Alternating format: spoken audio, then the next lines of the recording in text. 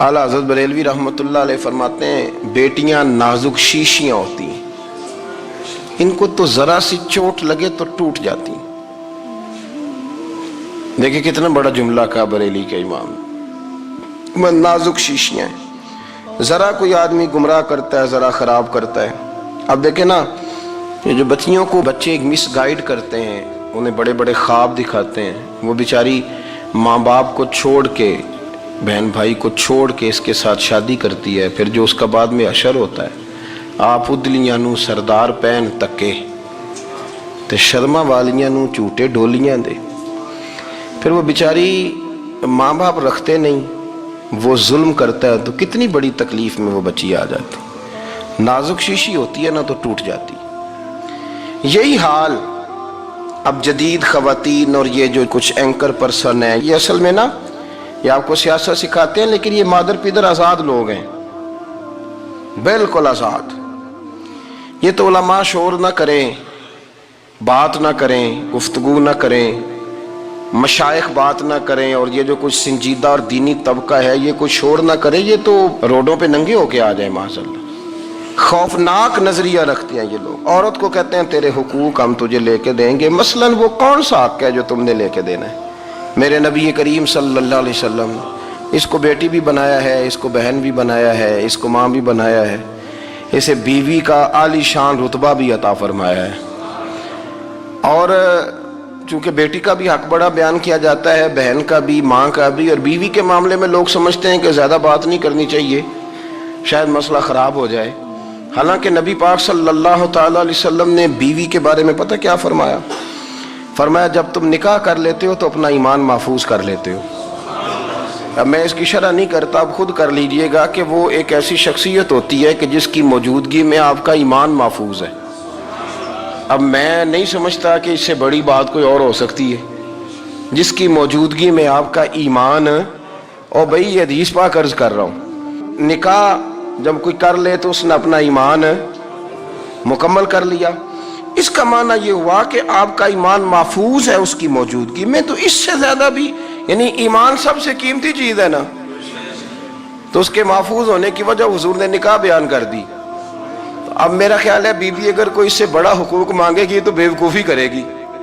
इतना बड़ा दर्जा नबी करीम ने उसे अता कर दिया, इतना बड़ा मकाम दे दिया कि तू खामद के ईमान के महफूज होने का जरिया बन गई है।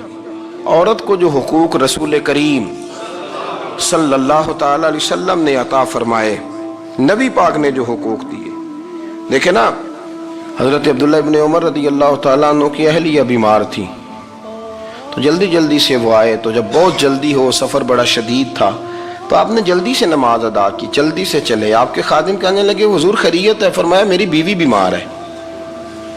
तो उसने अर्ज़ की हुजूर आपकी अहलिया बीमार है, तो आपने नमाज भी जल्दी से पढ़ी, सफ़र भी जल्दी जल्दी किया। तो फरमाने लगे ये वो चीज़ें हैं जो हमें मदीने वाले रसूल ने सिखाई। आप इस कैफियत को समझें कि हुजूर सल्लल्लाहु अलैहि वसल्लम ने दर्स दिया। और फिर एक और बहुत बड़ी बात, ये फजीलत किसी और को नहीं दी। जो औरत को हुजूर ने फजीलत दी, ये फजीलत किसी और को नहीं दी। कभी हुजूर ने फरमाया कि तुम्हारा अब्बा तुम्हारे साथ बहुत सख्त रवैया करे तो तुमने उसको उस सख्ती पर दाद देनी है। फरमाया चलो अगर वो ज्यादती भी करे तो तुमने उसके साथ सलूक अच्छा ही करना है। लेकिन आप एक बात को समझे ना, कि बच्चे के बारे में, बेटे के बारे में, बेटी के बारे में फरमाया 10 साल के होके नमाज ना पढ़े तो सख्ती करो, तुम्हारा डंडा भी लटकना चाहिए। बहुत सारी जगहों पे बहुत सारे लोगों के लिए सख्ती का हुक्म दिया, लेकिन औरत के लिए हुजूर ने जो जुमले कहे, असल में हम समझते हैं कि ये एक बात है, मशहूर हो गई है रवायत हदीस, तो बस इसके पस मंजर पर और जुमलों के हुस्न पर शायद माज़अल्लाह गौर करने की ज़रूरत नहीं। ज़रा इस लफ्ज़ की तासीर पर गौर करें। हुजूर ने फरमाया औरत टेढ़ी पसली से पैदा की गई है, ये टेढ़ी है, इसको सीधा करने की कोशिश करोगे तो टूट जाएगी। तो हुजूर फिर हमारे लिए हुक्म क्या है? फरमाया जैसी है तुम इसी के साथ निभा करो। आप समझें कि इतना महफूज हुजूर ने दर्जा दे दिया बीबी को, इतना महफूज कि फरमाया गलती भी हो तो मेरे गुलामों तुम इसके साथ निभा करो, गुजारा कर लो। को क्या और हक चाहिए औरत को, जिसको इसकी गलतियों समेत नबी पाक ने कबूल करने का हुक्म दे दिया। کہ اس کی کمزوریوں سمیت قبول کر لو. اب اس کو اور کیا کوئی کمزوریوں سمیت قبول کرتا ہے؟ کبھی آپ دکان پہ بیٹھے ہو تو آپ کہیں بھی اس میں یہ بھی غلطی، میرے مال میں یہ بھی کمزوری ہے، یہ بھی کمزوری ہے، یہ بھی کمزوری ہے، تو کر لے قبول. کرتا ہے کوئی؟ کوئی شخص ایسا ہو جو کسی چیز کی کمزوریاں بیان کر کے کہ اسے قبول کرو؟ پر رسول کریم صلی اللہ تعالی علیہ وسلم نے نا ہمیں سبق دیا، حضور نے ہمیں درس دیا، نبی پاک نے ہمیں پیغام دیا. فرمایا یہ ٹیڑھی ہے، سیدھی کرنے کی کوشش کرو گے تو بیچاری ٹوٹ جائے گی، تو اس کے ساتھ نبھا کر جاؤ. آپ میری بات کو سمجھیے گا. چلیں میں اس پر ایک اور بخاری مسلم کی حدیث پڑھتا ہوں. حضرت سلمان فارسی رضی اللہ تعالیٰ عنہ اور حضرت ابو درداء کے درمیان بھائی چارہ تھا. مکے سے مدینے جب لوگ آئے تو حضور نے بھائی بھائی بنایا تھا. ان کے درمیان بھائی چارہ تھا تو ابھی پردے کی آیات نازل نہیں ہوئی تھی تو لوگ ایک دوسرے کی طرف جاتے تھے.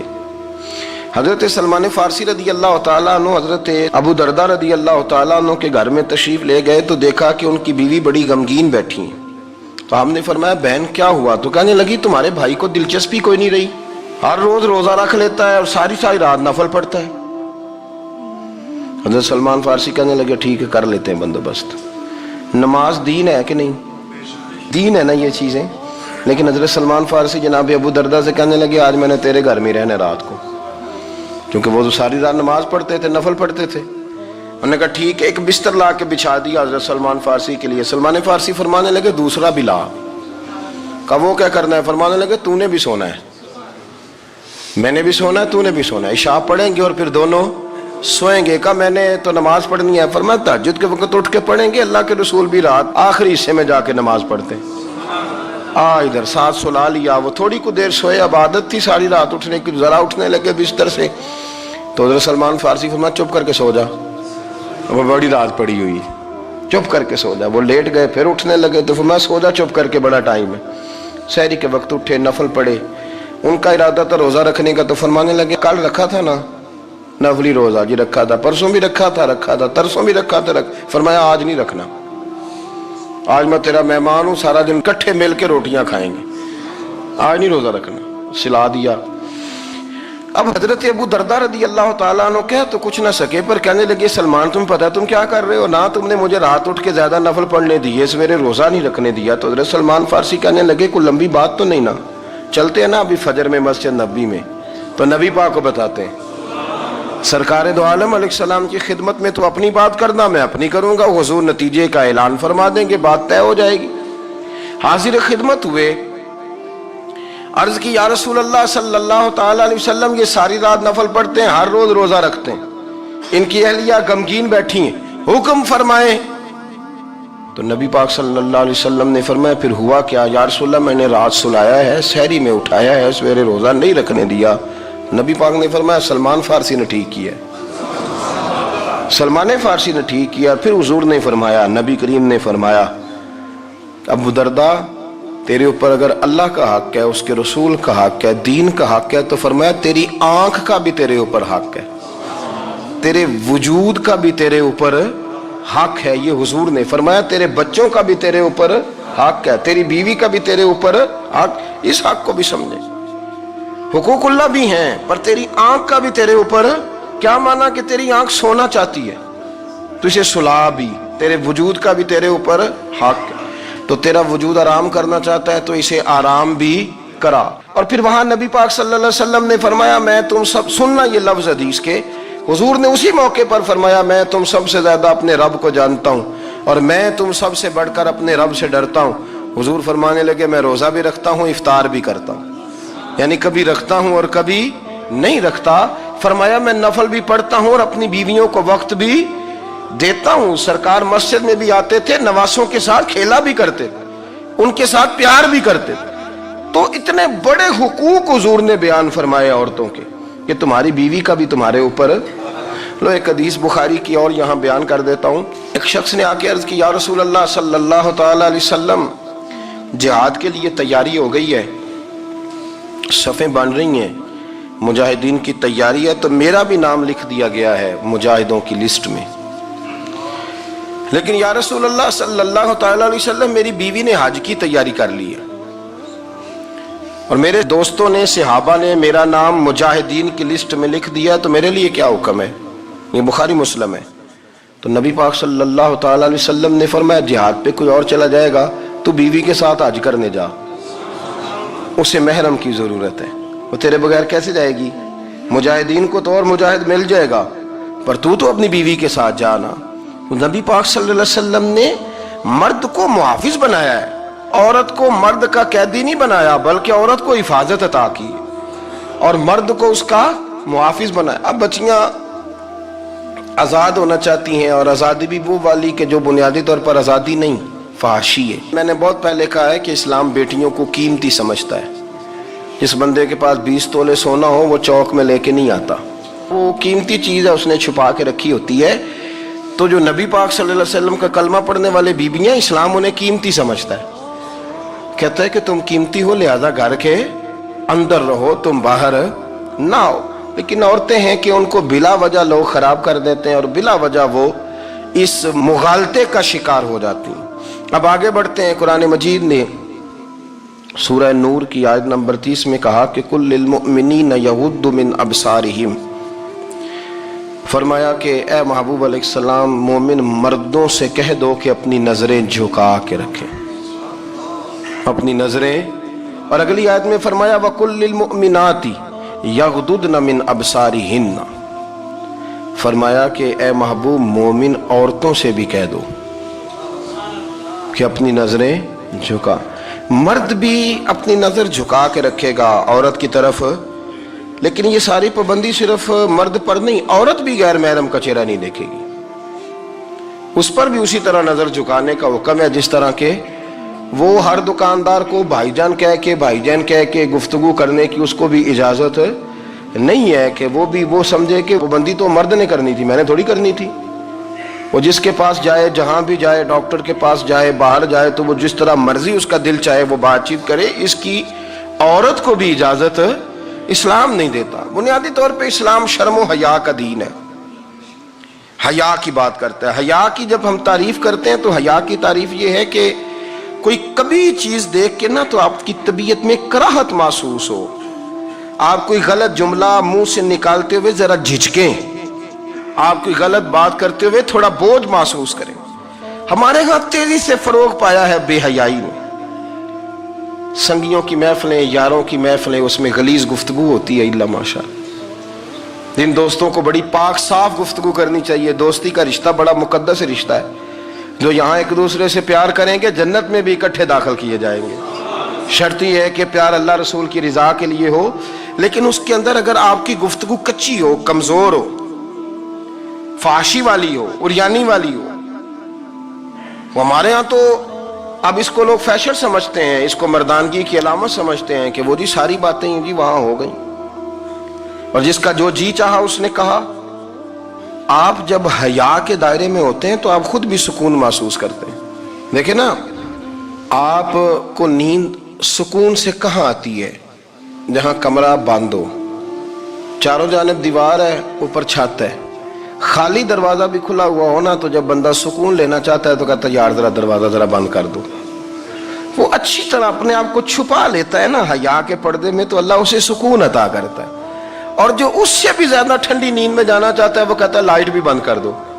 اب وہ مکمل طور پہ سمجھتا ہے کہ میں چاروں جانب سے چھپ گیا ہوں، اگر میں کھل کے بھی سو جاؤں گا تو میرا چونکہ پردہ قائم ہے تو مجھے کوئی دشواری نہیں ہوگی۔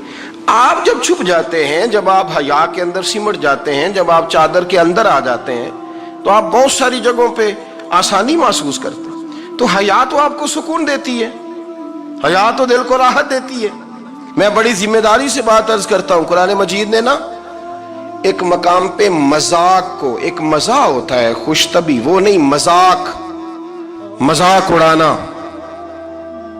قرآن پاک نے نا مذاق کو ایک جگہ پہ جاہلوں کا طریقہ بھی قرار دیا ہے۔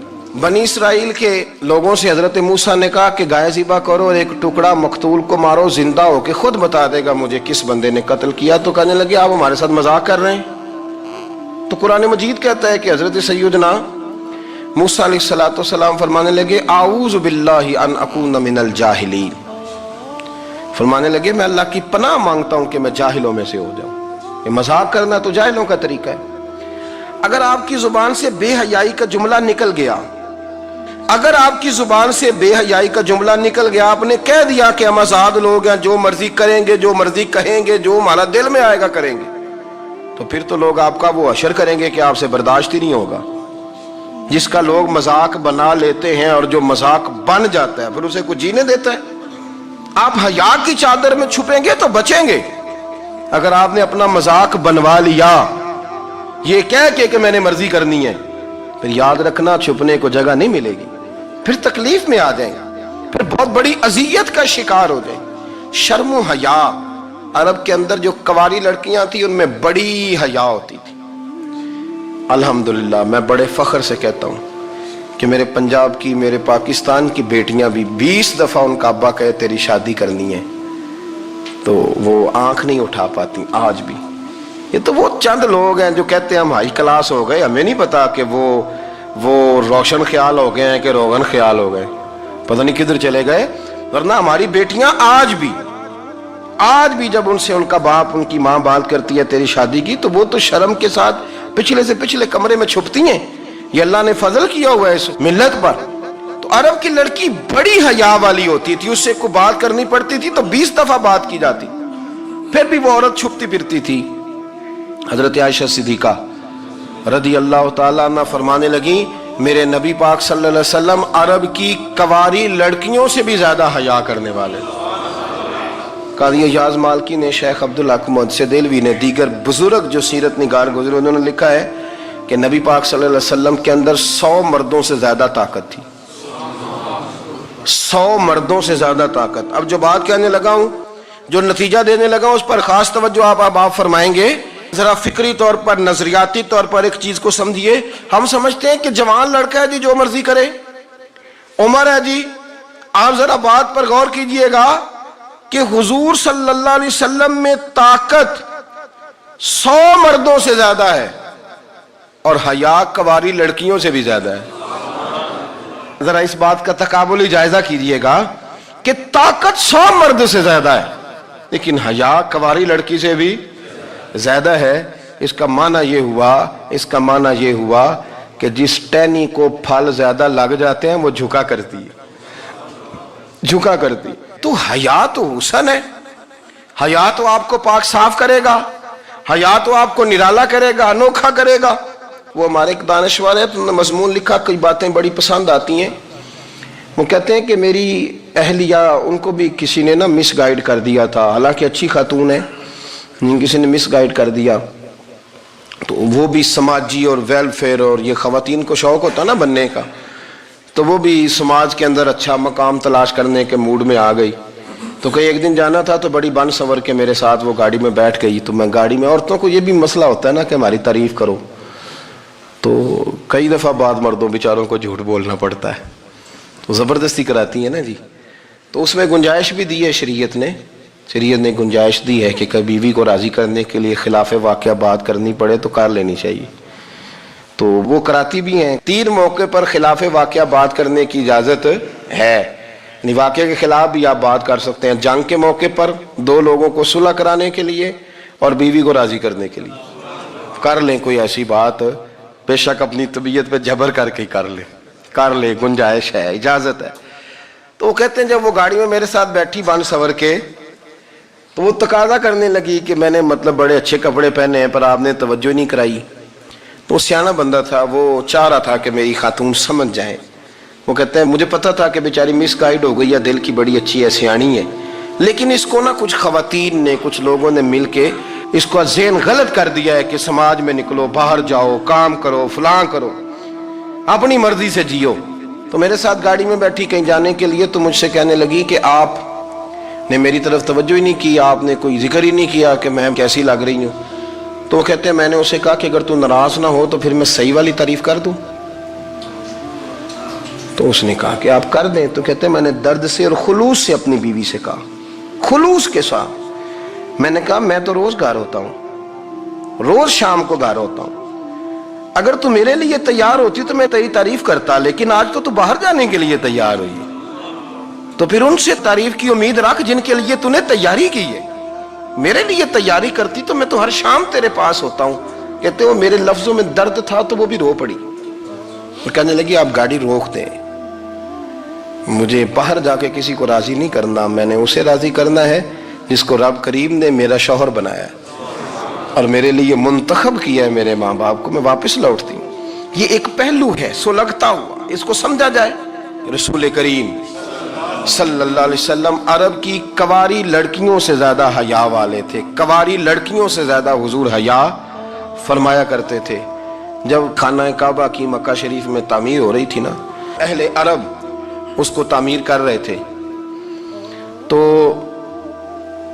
نبی پاک صلی اللہ علیہ وسلم اپنے چچا حضرت عباس کے ساتھ خانہ کعبہ کی تعریف میں مصروف تھے. تو عرب کے لوگ چونکہ لمبا کرتا پہنتے تھے پیروں تک, تو نیچے اگر کسی وقت کوئی چیز نہیں بھی ہوتی تھی تو کسی کو وہ نظر نہیں آتی تھی, چونکہ پردہ رہتا تھا, ایک لمبا کرتا پہنا ہوا ہوتا تھا. تو جب بچے, سرکار کی عمر مبارک بھی ابھی تھوڑی تھی, تو اس طرح بچے جب نکلتے تو وہ کئی دفعہ اپنی تہمت اتار دیتے نیچے سے, اور کوئی مزدوری کرنے لگتے تو 3-4 طے کر کے نا تہمت کی کندھے پہ رکھ لیتے, جس طرح کبھی دیہاتوں میں لوگ کپڑا سر پہ رکھتے تھے کہ اوپر اگر کوئی وزنی چیز رکھیں گے تو وہ تکلیف نہیں دے گی. نبی پاک صلی اللہ علیہ وسلم بھی سب لوگوں کے ساتھ خانہ کعبہ کی تعمیر میں شامل تھے. تو حضرت عباس رضی اللہ تعالیٰ عنہ نے کہا حضور سے, ابھی اللہ نے نبوت بھی نہیں فرمایا تھا, بھتیجے آپ بھی تہمت اتاریے, یہ صحیح مسلم میں حدیث موجود ہے, اور اس کو کندھے پہ رکھ لیجیے, آپ اینٹیں اٹھا اٹھا کے لا رہے ہیں تو ذرا آپ کو تکلیف نہیں ہوگی.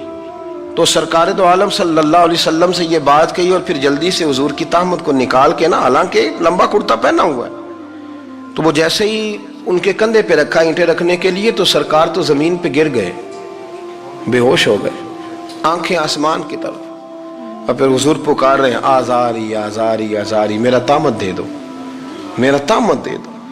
کبھی کوئی شخص اس وجہ سے بھی بے ہوش ہوا ہے کہ میرے وجود سے کپڑا اتر گیا ہے, حالانکہ سرکار پر وہ بے ہوشی بھی نبی پاک کا وہ جو غلبہ ہے نا شرم و حیا کا, اس کی وجہ سے ہوا, ورنہ تو حضور فرماتے ہیں کہ میری آنکھیں سو جاتی ہیں, دل تو میرا اس عالم میں بھی جاگتا رہتا ہے. تو سرکار زمین پہ تشریف لے آئے, آنکھیں میرا تہمت دے دو, میرا تہمت دے دو, تو جلدی سے انہوں نے تہمت دیا تو حضور نے باندھ لیا. پھر طبیعت مبارک میں تسلی ہوئی, یعنی ہم اس رسول کے غلام ہیں کہ جن کے تو وجود سے کپڑا اتر جائے تو حضور برداشت نہیں کرتے, قبول نہیں فرماتے, تکلیف شروع ہو جاتی. لیکن یہاں نوجوان ہیں اور بڑا قد کاٹ ہے اور بڑے بڑے سمجھدار لوگ ہیں, گرمی آتی ہیں تو شارٹ کپڑے پہن کے گھومتے ہیں, ان کو خیال نہیں کہ یہ وہ والا لباس ہے جو باہر تو کیا گھر میں اماں کے سامنے نہیں پہننا چاہیے, بہنوں اور بیٹیوں کے سامنے نہیں پہننا چاہیے. آپ کی گفتگو میں شرم و حیا ہو, آپ کے لب و لہجے کے اندر حسن ہو. آپ کو پتہ ہے نبی پاک صلی اللہ علیہ وسلم نے فرمایا میری امت میں سب سے زیادہ حیا کرنے والے عثمان غنی ہیں, عثمان غنی سب سے زیادہ حیا کرنے والے. آپ فرمایا کرتے تھے جب سے حضور کا چہرہ دیکھا ہے میں نے کبھی اپنی شرمگاہ بھی نہیں دیکھی, میں نے آنکھوں کا وضو نہیں توڑا, اور جب سے حضور کے دست مبارک میں میں نے بیعت کے لیے سیدھا ہاتھ بڑھایا تو پھر سیدھا ہاتھ میں نے کبھی گندگی کو نہیں لگایا. حیا تھی. آپ باتھ روم کے اندر بھی غسل فرماتے تھے تو کپڑوں سمیت کرتے تھے. کسی نے کہا حضرت جی واش روم کے اندر کیوں نہیں کپڑے اتارتے؟ آپ فرمانے لگے باہر بندوں سے حیا کرتا ہوں, اندر جاتا ہوں تو رب سے حیا آنی شروع ہو جاتی, وہ تو دیکھ رہا ہے نا. تو میں جو بات آپ کی خدمت میں عرض کرنا چاہتا ہوں اس کو آپ سمجھیے گا میرے عزیز, کہ شرم والا مزاج, گفتگو بھی شرم والی, آنکھیں بھی شرم والی, لباس بھی شرم والا, دوستی یاری بھی شرم والی, بہت ساری ایسی باتیں. دیکھیں نا آپ ذرا, میں نے کہا کہ باتوں کو سن کے گزر نہ جایا کریں, اس کی گہرائی پر غور کریں. حضور علم کا سمندر ہے, سرکار سے زیادہ علم دنیا میں کسی کے پاس موجود نہیں ہے, اور صحابہ کو موقع ملا ہوا ہے اس سمندر سے فیض لینے کا. لیکن ان کی حالت یہ ہے کہ حضرت علی المرتضیٰ فرماتے ہیں 14 دن گزر جاتے, حضور سے کوئی سوال پوچھنا ہوتا تھا پر میں شرم کے مارے نہیں پوچھ پاتا تھا. 14 دن بخاری شریف میں موجود ہے. ایک دن نبی پاک صلی اللہ علیہ وسلم نے پوچھا صحابہ سے کہ وہ کون سا درخت ہے جس کے پتے نہیں گرتے, اور وہ درخت اس طرح ہے جس طرح مومن ہوتا ہے, وہ درخت میرے مومن کی طرح بتاؤ.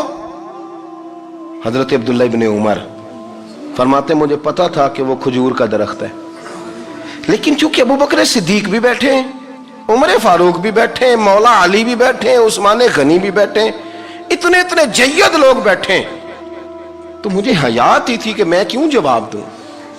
کہتے ہیں سرکار نے کئی دفعہ پوچھا, لوگوں نے کئی اور درخت بتائے, پر فرمایا تمہارا جواب درست نہیں ہے. آپ حیا کے اس پہلو پر غور کریں کہ سوال کا جواب آتا ہے, سوال کا جواب, یعنی مجھے سوال کا جواب آتا اور پھر میں دوں نہ, مجھے بدعزمی نہ ہو جائے گی. یہ کیسے ممکن ہے کہ میری رات گزر جائے, مجھے پتا بھی تھا اور میں نے بتایا نہیں. بہت سارے لوگ آ کے بہت ساری باتیں بتاتے ہیں, بہت ساری باتیں وہ سمجھاتے ہیں, تو ہم غور سے ان کا چہرہ دیکھنے لگ جاتے ہیں, کہتے ہیں یار اس کا تو دعویٰ تھا کہ میں سمجھنے آتا ہوں, تو یہ تو ہمیں سمجھا رہا ہے. چلو الحمدللہ ہم سمجھنے کو تیار ہے, لیکن میرے عزیز پتہ بھی ہے جواب کا, علم بھی ہے, لیکن فرماتے ہیں میری حیا نے مجھے اجازت نہ دی کہ میں جواب دوں. آپ فرماتے ہیں پھر حضور سے صحابہ نے عرض کی کہ یا رسول اللہ آپ ہی بتا دیں وہ درخت کون سا ہے, تو حضور نے فرمایا بھئی وہ کھجور کا درخت ہے. تو آپ فرماتے ہیں میں دل ہی دل میں کہہ رہا تھا کہ الحمدللہ میرا جواب درست ہے, حالانکہ میں نے جواب دیا ہی نہیں. تو لفظوں میں حیا, جملوں میں حیا, آنکھوں میں حیا, اٹھنے میں حیا, بیٹھنے میں حیا, چلنے میں حیا ایک خوبصورت حسن ہے. اور نبی پاک صلی اللہ علیہ وسلم نے فرمایا جب تو بے حیا ہو جائے نا پھر تو آزاد ہے, پھر تو جو مرضی کا, پھر تو جو. اس لیے بزرگ جب کسی کو بے حیا کہتے تھے نا, اللہ اکبر, اور جب کسی کو کہتے تھے نا یہ بے حیا ہے, تو لوگ سمجھتے تھے کہ کوئی ہلکی سی بات کر دی ہے, لیکن ان کا معنی یہ ہوتا تھا کہ بس بھائی اب اس کے ساتھ کوئی کلام کرنے کی ضرورت, اس کو اب اصلاح کی ضرورت نہیں, یہ بے حیا ہے. کیا معنی کہ اب یہ جو اس کے دل میں آئے گا وہ کرے گا, جو اس کی طبیعت چاہے گی وہ کرے گا, اب یہ کسی پہلو بھی قابو آنے کو تیار, بے حیا ہو گیا. بے حیائی بہت بڑا عیب ہے. اور جو لوگ کہتے ہیں کہ ہمیں بالکل آزادی ہونی چاہیے, ہمارا اپنا جسم ہے تو ہماری اپنی مرضی چلے گی. ایک وزیر صاحب ہیں, پتہ نہیں میں ان کو جانتا تو نہیں, انہوں نے سینٹ میں تقریر کی ہے, میں نے ان کی بات سنی ہے. اس نے کہا نہیں نہیں بھائی, جسم رب کا ہے تو مرضی بھی تو رب کریم کی چلے گی, اور مرضی بھی, یہ مرضی بھی اللہ کی. یہ مجھے تھوڑا سا مسئلہ ہے جسم پر, کبھی کبھی مجھے کثرت سفر سے الرجی ہو جاتی ہے. میرے ساتھ لوگ نا دل سے پیار کرتے ہیں, شاید ہی کوئی اچھا ڈاکٹر ہو جس تک میرے سنگی مجھے لے کے نہ گئے ہوں, پر جسم اللہ کا ہے نا, مرضی بھی جب وہ چاہے گا صحت دے گا. کیوں کچے کاموں میں لوگ پڑ گئے, کیوں غلط لوگ سوچ میں پڑ جاتے ہیں, یہ اسی کا ہے. اور جب وہ چاہے گا, آپ اس بات کو اچھے طریقے سے سمجھ لیں کہ جو اپنی مرضی چوکوں چوراہوں میں کر رہے ہوتے ہیں نا, جو مرضی گندمند, وہ جانور ہوتے ہیں, وہ جانور ہوتے ہیں جو نہ چوک دیکھتے ہیں نہ گلی دیکھتے ہیں, نہ انہیں پتہ ہوتا ہے کہ جگہ کون سی ہے. وہ انسان, میں نے کہہ دیا جو میں نے کہنا تھا, میں نے کہہ دیا, وہ جانور ہوتے ہیں. اور جو کچھ انسان ہوتے ہیں نا, ان کے اندر کچھ نہ کچھ پھر شرم حیا بھی ہوتی ہے.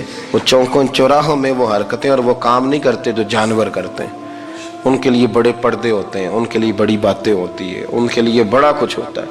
جو بالکل آزاد ہو جائے, کوئی پتہ نہ ہو کس وقت کیا کہنا ہے کیا کرنا ہے, تو پھر وہ دائرہ انسانیت سے خارج ہو جاتا ہے. ہم آپ کو کیا دعوت دیں, آپ تو وہ باتیں کر رہے ہیں جو اسلام کا انسانیت کے حق میں بھی ٹھیک نہیں. آپ تو وہ والی باتیں کر رہے ہیں جن کا انسانیت بھی تقاضا نہیں کرتی کہ یہ باتیں ہونی چاہیے. لیکن ایک بات, میں تو جذباتی نہیں ہوتا, میں بڑے غور سے چیزوں کو دیکھتا ہوں, سنتا ہوں, اور نہ میں ان موسمی مینڈکوں کی. وہ مجھے راحت صاحب کہنے لگے جی بڑے بڑے مولوی ایک بندے کے ساتھ بیٹھے ہوئے ہوتے تھے اور وہ روزے میں بڑے بڑے درس دیتا تھا, تو وہ بھی فلانی فلانی حرکتیں کر رہا ہے. تو میں نے کہا ہم نے تو پرانا کہا تھا کہ موسمی مینڈک ہے, تو پرانے کہہ رہے ہیں کہ اداکار ہے, تو وہ جہاں کاسٹ کریں گے وہاں وہ اداکاری کرے گا. آپ کسی مذہبی جگہ کر لیں تو وہاں کر لے گا, کہیں اور جگہ کریں گے تو ہم تو پرانا کہہ رہے ہیں. تو کسی کو کبھی سمجھ آتی ہے تو کسی کو کبھی اور جگہ جا کے سمجھ آتی ہے. ہم ان لوگوں سے پریشان نہیں ہوتے. کیوں؟ سن لے, کوئی مایوسی نہیں. ان کے اندر جتنا زور ہے وہ لگائیں.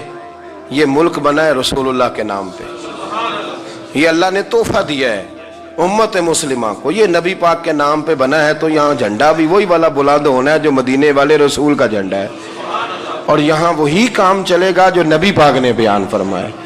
تو اس طرح کئی لوگ آتے ہیں، وہ شور شار کرتے ہیں، چلے جاتے ہیں. اتنے نہ پریشان ہوا کریں، بہت سارے لوگ تو بیچارے اس قابل بھی نہیں ہے کہ ان کا نام لیا جائے. مطلب اتنا ہم ان کو اہمیت دے دیں، ان کا ذکر کریں، ان کا نام لیں، ان کی بات کریں، وہ بیچارے اس قابل ہی نہیں ہے. مطلب سٹیٹس ہی نہیں ہے ہمارا. اتنے فارغ ہیں ہم کہ اب جو بندہ آئے گا کہانی چھیڑے گا تو ہم چھیڑ جائیں گے. اور بھائی اللہ کا فضل ہے الحمدللہ تعالی، لوگوں نے بڑا شور کیا اور بڑے زمانے سے دنیا شور کر رہی ہے، پر اللہ کے گھر مسجدیں بھری ہوئی ہیں، مسجدیں بھری ہوئی ہیں. ہماری بیٹیاں پردے کرتی ہیں، پردے کو پسند کرتی ہیں، وہ حجاب میں رہتی ہیں، وہ سمجھتی ہیں کہ ہمارا اصل حسن کیا ہے. تو یہ پراپوگنڈا پرانا چلا آ رہا ہے، اس کا اللہ کے فضل سے امت مسلمہ پہ نہ کبھی اثر ہوا ہے اور نہ کبھی ہوگا انشاءاللہ. اللہ تعالی ہمیں حق پر استقامت عطا فرمائے.